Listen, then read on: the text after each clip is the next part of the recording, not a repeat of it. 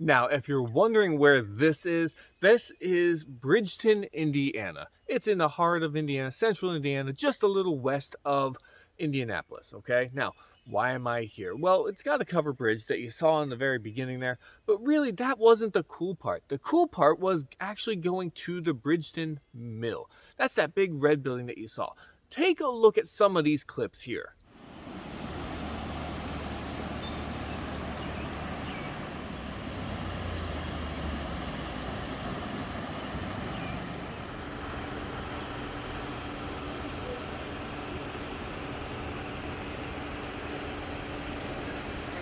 Now, as you saw at the beginning, this is a town that sprung up from the 10 o'clock line treaty, where they put a sword in the ground and the shadow at 10 a.m. determined where the border would be drawn with the natives.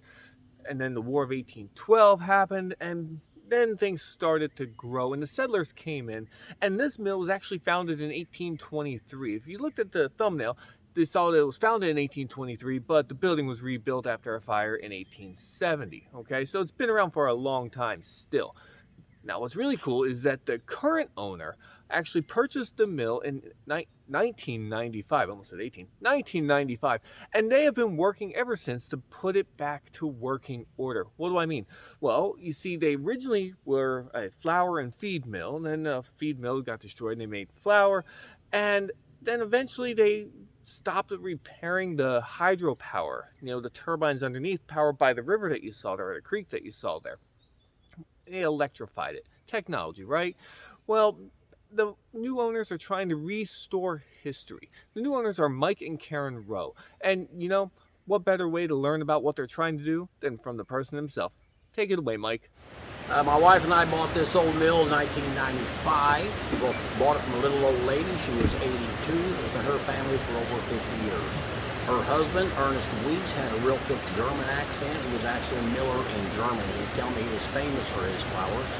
Now this mill evolved over the years, and it kept up with more modern times. They stopped making flour in the 50s and carried on with the feed mill, but then when they closed the feed mill in 1969, they went back to being a grist mill again.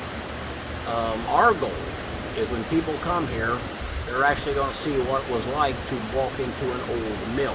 It's not a reenactment. This is not a museum.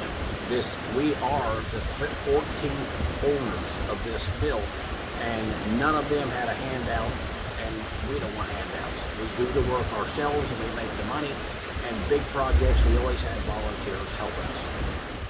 I apologize for the water noise behind him, as he was trying to explain. But yes, they are trying to restore this building. They're trying to bring it back to working order with water power. How cool is that? Because that is history, okay? Now, I know it got its start in the middle of our curriculum and it continued past through, but they are building back the whole structure. He restored the dam, he's restoring all the mechanisms, and that's where they need your help. And they ask for donations, or if you're ever in Indiana, you need to check it out. I was there today and I plan to go back. They got great shops. The town itself of Bridgeton looks pretty cool. It's pretty quiet in the summer, but they have festivals throughout the year. Their biggest festival here in Indiana is the Covered Bridge Festival. If you come in October, you're gonna love it. So be sure to check it out. If you're ever anywhere near here, take the detour. It's worth the day visit, okay? Or if you just want to help out, you can check out their Facebook link. I'm going to put that below. I'm going to put their PayPal link. You can donate directly if you want to help out, because like he said, they don't ask the government for help. They are doing this on their own. They're getting volunteers from the area to help with the work, and people like you and I to chip in and help them out. So I wanted to make this video to help them as well, because if I can get the word out to new people, then I can do a little bit extra than what I can do myself, right?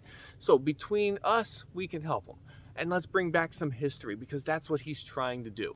All right, so Reversal History 360, I'm Mr. Wade. I'll see you next time.